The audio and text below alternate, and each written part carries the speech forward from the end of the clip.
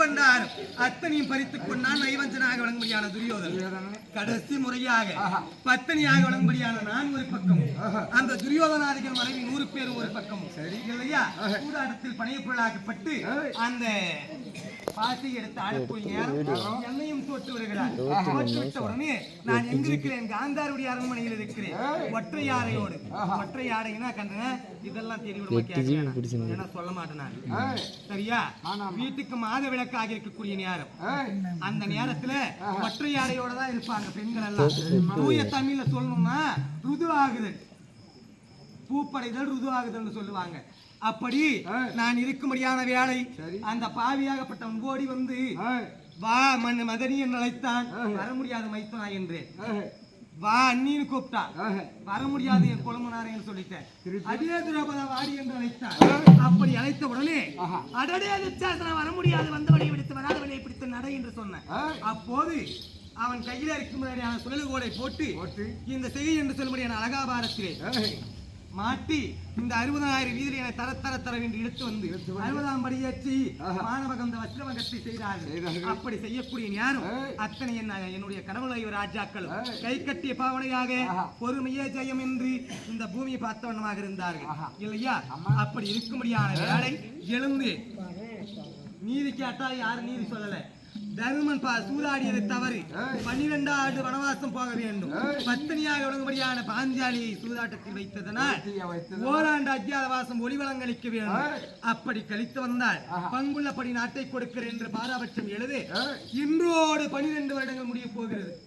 12 வருஷம் நீ ஓட முடியுது. அன்னக்காமிகாவனம் எங்க போகணும்? ஒளிவனத்திற்கு செல்ல வேண்டும். நாட்டிலேயே இருக்கணும். நாட்டில இருந்தாலும் மறைமுகமா வாழணும். இதனால கானகத்தில் இருந்தீங்க, ஏதோ ஒன்று சாப்பிட்டீங்க, எல்லாம் முடிஞ்சு போச்சு. ஆமா, இப்போ இனிமேலுக்கு சாப்பாட்டுக்கு என்ன பண்ணுவீங்க? என்ன பண்ண போறீங்க? இப்ப போவது நாங்க எந்த நாட்டுக்கு போகணும், எந்த நாட்டை தஞ்சம் புகழ வேண்டும், நாங்க எங்க போய் வாழ்வது, எப்படி மறைந்திருப்பது, எங்களுக்கு பேர் என்ன, ஊர் என்னன்னா யார் சொல்றேன்னா, இந்த குறவஞ்சி நாடகத்தை ஆடணும்னா முழுமையாக 2 நாள் பிடிக்கும். கண்டிப்பா. ஏன்னு கேக்குறியா? முதல்ல தர்மர், அப்படியே ஒன்றன் பின் ஒன்றாக பாண்டவர் ராஜாக்கள், அப்புறம் பாஞ்சாலி, தவமியர், இவங்க எல்லாம் வரணும். அவங்களுக்கே ஒரு நாள் முழுசா ஆயிரும். அவங்க ஒரு நாள் முழுசு, புரியுதா? ஆனா கதையை சித்தரிச்சு நடத்தணும்னா இப்படிதான் நடத்த முடியும். ஒரு நாள் முழுசா இல்ல, 2 நாள் ஆடணுன்ற. ஆமா, ஒரு நாள் வந்து ஆடுறதுக்கே ஒருத்தங்க எவ்வளவு நேரம் 2 நாள் ஆனா அவன் என்ன கேட்போம்? அதான்டா